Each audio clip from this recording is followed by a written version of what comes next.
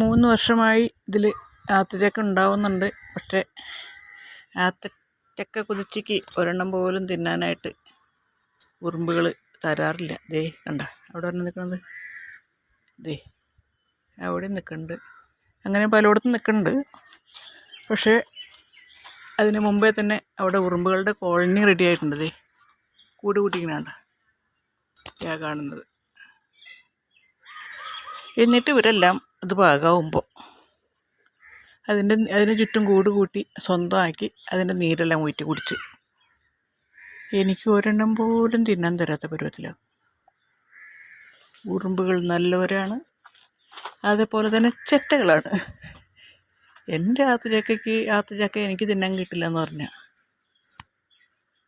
അതെവിടെ തന്നെ ആയോ? എനിക്കും വേണ്ടേ?